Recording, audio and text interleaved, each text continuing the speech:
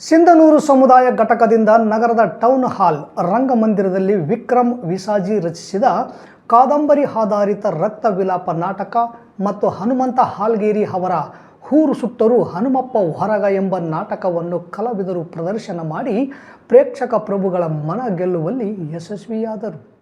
August 24, 25, 26 3 ದಿನಗಳಿಂದ ನಡೆಯುತ್ತಿರುವ ಸಮುದಾಯ ನಾಟಕೋತ್ಸವದಲ್ಲಿ ರಾಯಚೂರು ಸಮುದಾಯ ತಂಡದಿಂದ ಆಗಸ್ಟ್ 24ರಂದು ವಿಕ್ರಮ ವಿಸಾಜಿ ರಚನೆಯ ಪ್ರವೀಣ್ ರೆಡ್ಡಿ ಗುಂಜಳ್ಳಿ ನಿರ್ದೇಶನದ ರಕ್ತ ವಿಲಾಪ ನಾಟಕ ಪ್ರದರ್ಶನ ಆಯಿತು.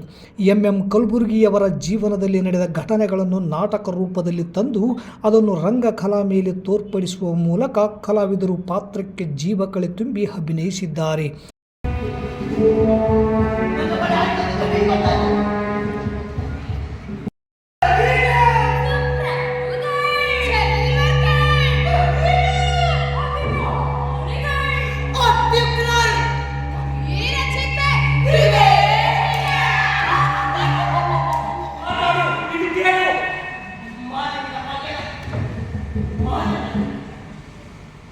ಇದು ಕೇಳು, ಇದರಿಂದ ನಮ್ಗೆ ಯಾರಿಗೂ ಉಪಯೋಗ ಆಗೋದಿಲ್ಲ.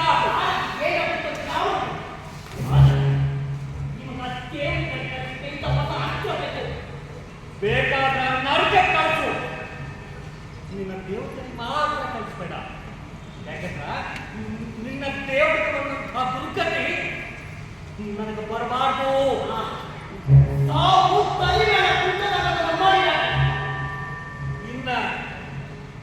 ಇದು ನಿಶ್ಚಿತ ಆಧಾರದ ಮೇಲೆ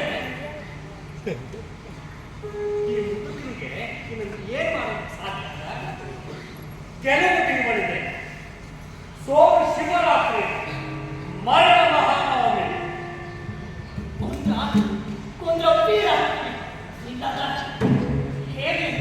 ಕೊಲೆಯಿಂದ ಯಾರಿಗೂ ವೀರತ್ವದ ಪಟ್ಟ ದೊರಕೋದಿಲ್ಲ.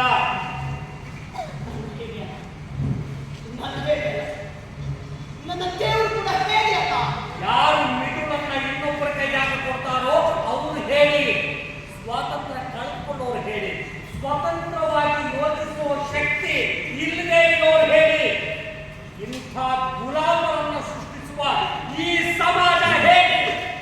ಆಗಸ್ಟ್ 25ರಂದು 2ನೇ ದಿನದ ನಾಟಕ ಹನುಮಂತ ಹಾಲ್ಗೇರಿ ರಚನೆಯ ಗಿರೀಶ್ ಈಚನಳ ನಿರ್ದೇಶನದ ಸ್ಥಳೀಯ ಸಿಂಧನೂರಿನ ಸಮುದಾಯ ತಂಡದಿಂದ ಊರು ಸುಟ್ಟರೂ ಹನುಮಪ್ಪ ಹೊರಗ ಎಂಬ ನಾಟಕ ಪ್ರದರ್ಶನ ಆಯಿತು.